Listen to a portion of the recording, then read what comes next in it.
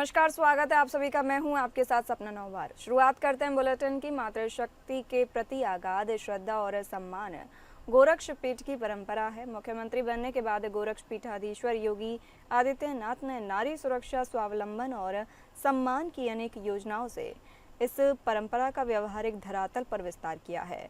मातृशक्ति के प्रति सम्मान की भावना को और मजबूत करते हुए सीएम योगी ने शारदीय नवरात्र की महानवमी तिथि पर गोरक्ष पीठ की परंपरा के अनुरूप कन्या पूजन किया।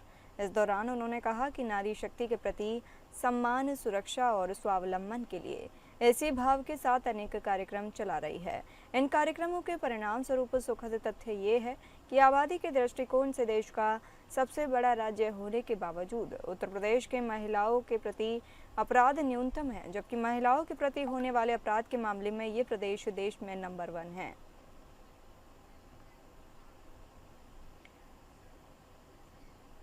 आपको बता दें, मुख्यमंत्री बनने के बाद गोरक्ष पीठाधीश्वर योगी आदित्यनाथ ने नारी सुरक्षा, स्वावलंबन और सम्मान की अनेक योजनाओं से इस परंपरा का व्यवहारिक धरातल पर विस्तार किया है। मातृशक्ति के प्रति सम्मान की भावना को और मजबूत करते हुए सीएम योगी ने शारदीय नवरात्र की महानवमी तिथि पर गोरक्ष पीठ की परंपरा के अनुरूप कन्या पूजन किया। इस दौरान उन्होंने कहा कि नारी शक्ति के प्रति सम्मान, सुरक्षा और स्वावलंबन के लिए इसी भाव के साथ अनेक कार्यक्रम चला रही है। इन कार्यक्रमों के परिणाम स्वरूप सुखद तथ्य ये है कि आबादी के दृष्टिकोण से देश का सबसे बड़ा राज्य होने के बावजूद उत्तर प्रदेश के महिलाओं के प्रति अपराध न्यूनतम है, जबकि महिलाओं के प्रति होने वाले अपराध के मामले में ये प्रदेश देश में नंबर 1 है।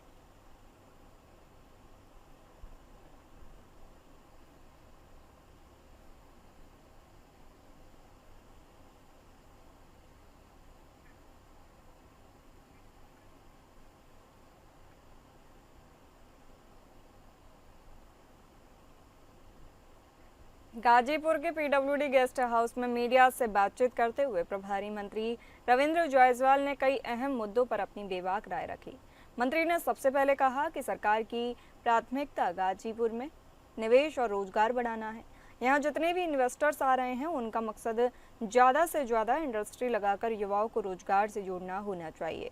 उन्होंने शिक्षा और उद्यमिता को भी इसमें अहम बताया। वहीं शारदीय नवरात्र और दशहरा को लेकर भी मंत्री ने अधिकारियों को साफ सफाई, मूर्ति विसर्जन के इंतजाम और आने जाने वाले मार्गों को बेहतर बनाए रखने के निर्देश दिए।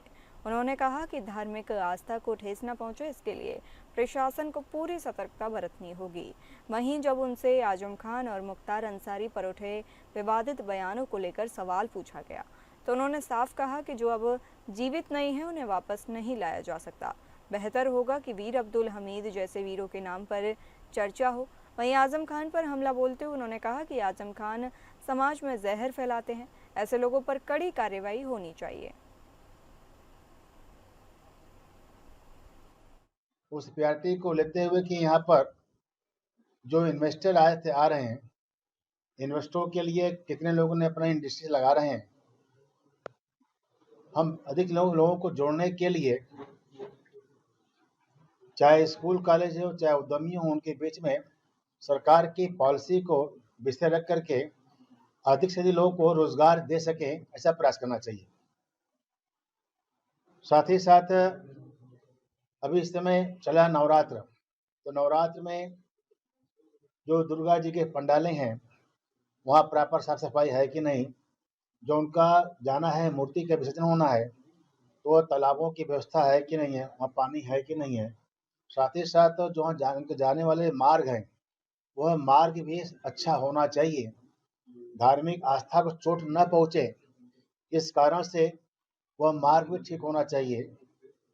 चूँकि इस दिन 2 तारीख को पड़ा दशमी, दिन पड़ जाए गुरुवार, तो कुछ मूर्तियाँ जाएंगी 3 तारीख को जाएंगी, तो प्रॉपर उनके लिए हमने बातचीत किया इनसे। बाकी हमारे जो संगठन के लोग हैं उनके साथ इस बात मीटिंग किया गया, जो हमारी रूटीन में है। बरेली हिंसा का मामला सियासी हो गया है। एक तरफ जहां योगी सरकार ऐसे हिंसा के खिलाफ कार्रवाई कर रही है, वहीं विपक्षी पार्टियां कह रही हैं कि एक समुदाय को टारगेट करने के लिए सरकार चाल चल रही है। वहीं अमरोहा कांग्रेस जिलाध्यक्ष ओमकार कटारिया अधिकारियों और पीड़ित लोगों से मिलने बरेली जाने वाले थे, जिन्हें हाउस अरेस्ट कर लिया गया है। इस दौरान कांग्रेस जिलाध्यक्ष ओमकार कटारिया ने कहा कि योगी सरकार तानाशाही पर उतर आई है। पीड़ित लोगों के दुख दर्द में शामिल नहीं होने दे रही है।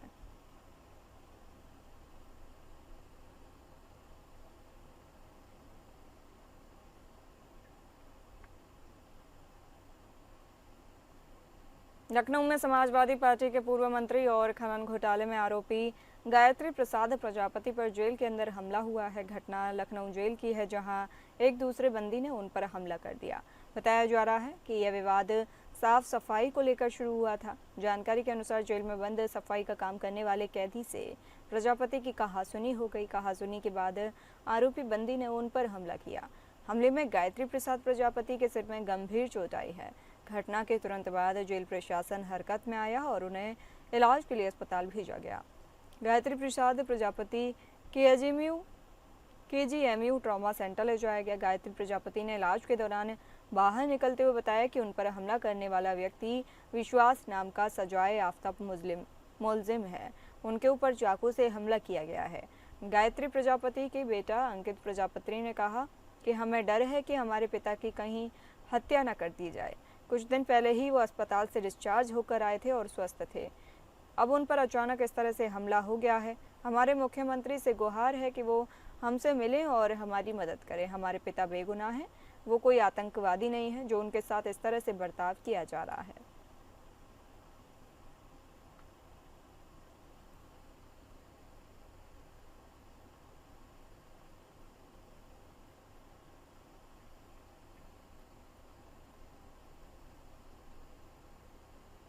बरेली में उपद्रव और हिंसा मामले में उत्तर प्रदेश पुलिस लगातार आरोपी पर शिकंजा कस रही है। पुलिस लगातार एक कर बड़े चेहरों को शिकंजे में ले रही है। हाल ही में पुलिस ने मौलाना तौकीर रजा के राइट हैंड नदीम खान और अन्य को पकड़ा था। वहीं पुलिस ने एक और आरोपी को एनकाउंटर में गिरफ्तार किया है। इस आरोपी की पहचान ताजिम के रूप में हुई है। बताया जा रहा है कि 26 सितंबर को हुई हिंसा में ताजिम का भी हाथ था। इस आरोपी पर पहले से ही गौकशी और तस्करी के कई मुकदमे दर्ज हैं। पुलिस को ताजिम के पास से हथियार मिला है। पुलिस ने एक तमंचा जब्त किया है। वहीं पुलिस एनकाउंटर में ताजिम घायल हुआ है।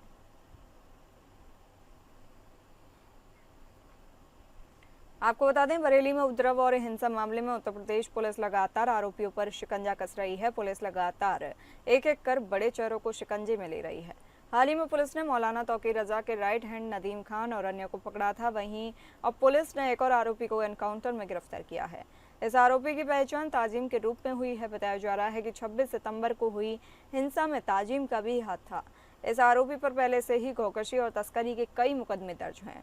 पुलिस को ताजिम के पास से हथियार मिला है। पुलिस ने एक तमंचा जब्त किया है। वहीं पुलिस एनकाउंटर में ताजिम घायल भी हुआ।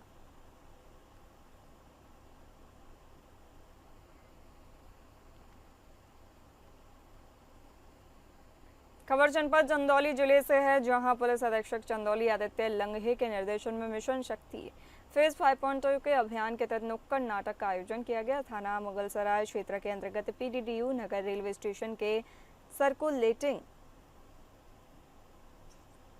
एरिया में नुक्कड़ नाटक का आयोजन किया गया। नाटक के माध्यम से महिलाओं व बालिकाओं को उनके अधिकारों, सुरक्षा और सशक्तिकरण के लिए जागरूक किया गया।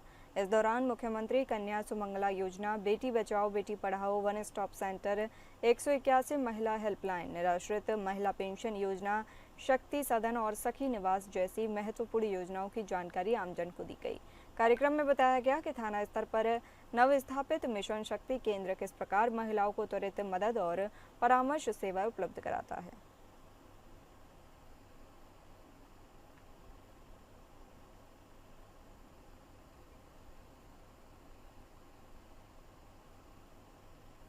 वाराणसी के पुलिस आयुक्त मोहित अग्रवाल की अध्यक्षता में मिशन शक्ति 5.0 के अंतर्गत शारदीय नवरात्रि पर्व पर भव्य कार्यक्रम का आयोजन किया गया।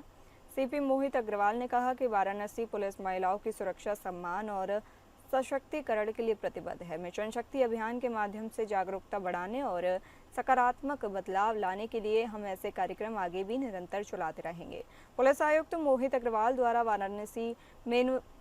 वाराणसी में नवरात्रि दुर्गाष्टमी के शुभ अवसर पर मिशन शक्ति 5.0 अभियान के अंतर्गत महिलाओं एवं बालिकाओं के सम्मान और सशक्तिकरण के उद्देश्य से रिजर्व पुलिस लाइन स्थित सभागार में एक विशेष कार्यक्रम का आयोजन किया गया।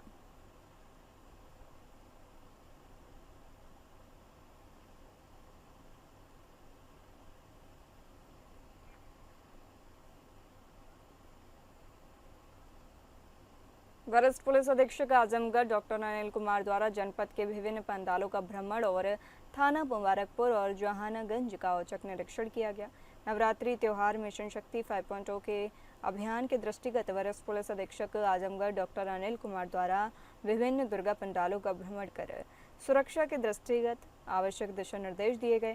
थाना मुबारकपुर और जहानागंज का औचक निरीक्षण किया गया। निरीक्षण के दौरान थाना परिसर, अभिलेखों के रखरखाव, मालखाना, मेस, महिला हेल्प डेस्क तथा थाने में साफ सफाई आदि का निरीक्षण भी किया गया।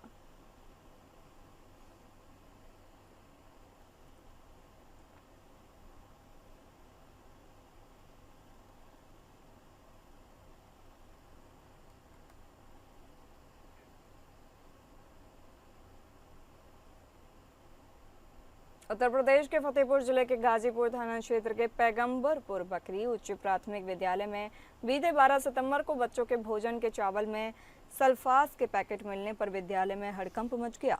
प्रधानाध्यापक ने प्रधान पर मिड डे मील के चावल में सल्फास की पुड़िया डालने का आरोप लगाया। ग्रामीणों को एकत्रित किया गया। जांच के लिए मौके पर बीएसएस सहित आलाधिकारी पहुंचे थे। प्रथम दृश्य से तो यही प्रतीत हो रहा था कि किसी ने ग्राम प्रधान को बदनाम करने के लिए मिड डे मील के चावल में सल्फास की पुड़िया रख दी। वहीं बीएसएफ भारती त्रिपाठी ने जांच कमेटी नियुक्त कर कार्रवाई का आश्वासन ग्रामीणों को दिया, लेकिन 18 दिन बीत जाने के बाद भी कोई कार्रवाई न होने पर ग्राम प्रधान हरिदत्त ने जिलाधिकारी को शिकायती पत्र देकर कार्रवाई की मांग की।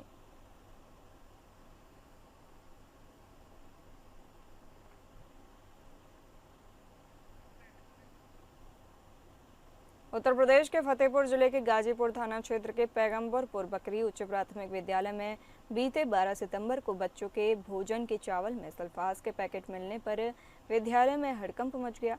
प्रधानाध्यापक ने प्रधान पर मिड डे मील के चावल में सल्फास की पुड़िया डालने का आरोप लगा ग्रामीणों को एकत्रित कर लिया। जांच के लिए मौके पर बीएसएस सहित आलाधिकारी पहुंचे थे। प्रथम दृश्य से यही प्रतीत हो रहा था कि किसी ने ग्राम प्रधान को बदनाम करने के लिए मिड डे मील के चावल में सल्फास की पुड़िया रख दी। बीएसएफ भारती त्रिपाठी ने जांच कमेटी नियुक्त कर कार्रवाई का आश्वासन ग्रामीणों को दिया था, लेकिन 18 दिन बीते जाने के बाद भी कोई कार्रवाई न होने पर ग्राम प्रधान हरिदत्त ने जिलाधिकारी को शिकायती पत्र देकर कार्रवाई की मांग की।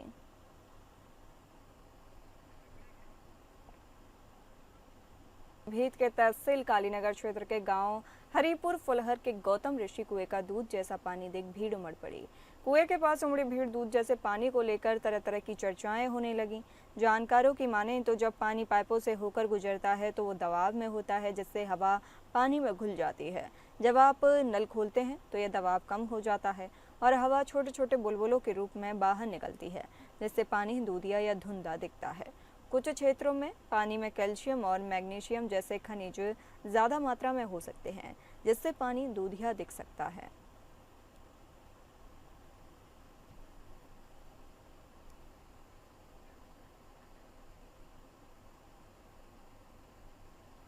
ग्रेटर नोएडा वेस्ट के घनी आबादी वाले शाहवेरी क्षेत्र स्थित वृंदावन गार्डन सोसाइटी बहुमंजिला इमारत आग की लपटों में घिर गई।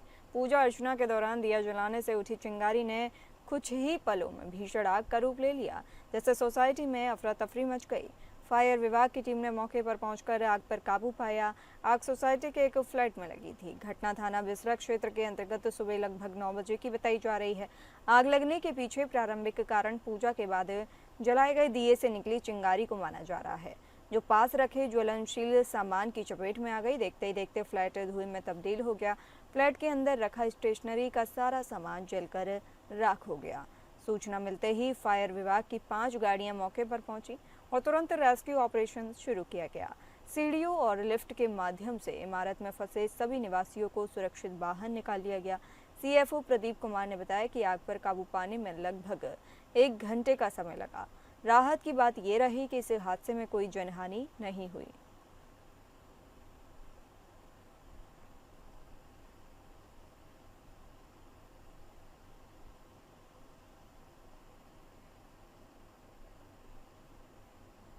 अमरोहा के रजबपुर थाना क्षेत्र के गांव बावनपुरी में बच्चों के विवाद में मामूली कहासुनी को लेकर 2 पक्षों में बड़ा विवाद हो गया, जिसमें एक बच्चे के पिता राहुल और मां आरती ने बच्चों के घर चढ़ाई कर दी और परिवार पर कुल्हाड़ी से हमला किया, बेरहमी से पीटा, जिसमें बच्चों के रामपाल की मौत हो गई। दरअसल मोहल्ले के 2-3 साल के बच्चे खेल रहे थे, तभी बच्चे की मां ने 3 के बच्चे पर गंदी हरकत करने का आरोप लगा दिया और काफ़ी हंगामा किया।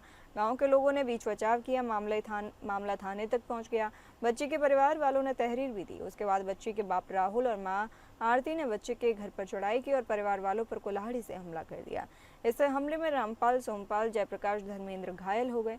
जहाँ रामपाल बच्चे के ताऊ की मौत हो गई। बाकी लोगों की हालत गंभीर बताई जा रही है।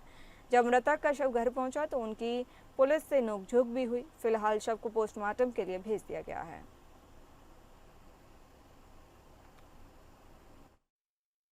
गांव में इनमें आपस में 2 दिन पहले विवाद हुआ था कोई बच्चों के ऊपर। उसके बाद रात में करीबन 8 बजे के करीब दबंगों ने आके, जो दूसरी पार्टी के थे, रवि और सरवन, ये आकर उनके मुड़ा के गाली गलौज देने लगे। तो इन्होंने गांव वालों ने बच्चे समझा के इन्हें भेज दिया। तो जिसमें रामपाल जो है, जिनकी मृत्यु हो चुकी है, वो अपने घर जा रहे थे। उनको पकड़ के उनके सिर पर वार किया लाठी डंडों से, उनकी धारदार हथियारों से। और क्या कहते हैं, फिर 100 नंबर को बुलाया गया। थाने से कोई इंक्वायरी नहीं हुई। थाने को फ़ोन करा, कोई वहाँ से पहुँचा नहीं। थाने को सूचना दी, लेकिन हाँ, सूचना थाने वाले कोई नहीं आया। उसके बाद इनको एम्बुलेंस के लिए फ़ोन करा, एम्बुलेंस आ गई इनके मेडिकल के लिए। लगभग कितनी देर तक पुलिस नहीं पहुंची थी घर में? पुलिस पूरी रात पहुंची नहीं वहाँ थाने की।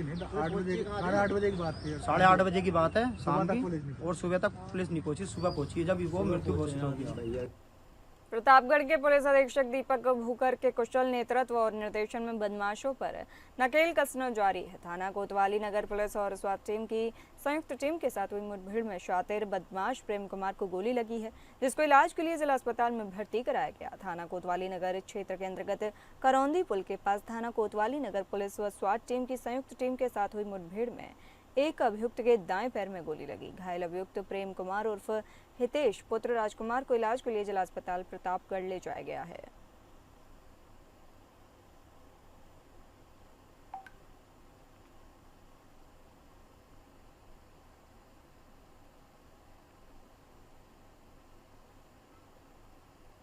फतेहपुर जिले में लगातार हो रही बारिश के साथ गिरी आकाशीय बिजली की चपेट में आने से अलग अलग थाना क्षेत्र में 7 लोगों की दर्दनाक मौत हो गई। 2 लोग आकाशीय बिजली से झुलस गए और कई मवेशी भी इस चपेट में आ गए, जिससे उनकी भी मौत हो गई। आकाशीय बिजली से जिले में हाहाकार मच गया। मौत के बाद परिवारों में मातम छाया हुआ है। सूचना पर पहुंची पुलिस ने घायलों को उपचार के लिए भेज मृतकों के शव को कब्जे में लेकर पोस्टमार्टम के लिए भेज कार्रवाई में पुलिस जुट गई है।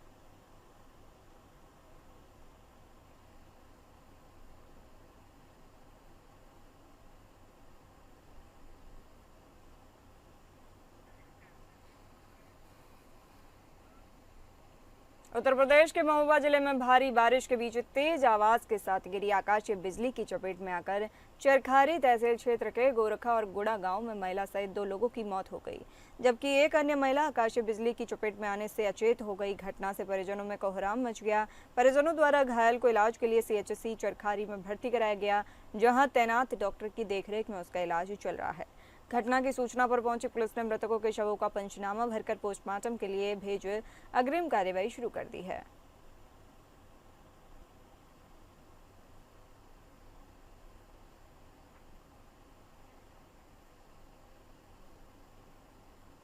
यूपी के हमीरपुर जिले में गांव के चौकीदार के पद से हटाए जाने पर आहत युवक ने आत्महत्या कर ली। चौकीदार की ड्यूटी से हटाए गए जाने की सूचना मिलने से युवक ने मानसिक तनाव के चलते आत्महत्या करने का परिजन मामला बता रहे हैं। युवक पचखुरा के पूर्व चौकीदार था। घटना की जानकारी होने पर मौके पर पहुंची पुलिस ने मृतक के शव का पंचनामा भर पोस्टमार्टम के लिए भेज दिया है।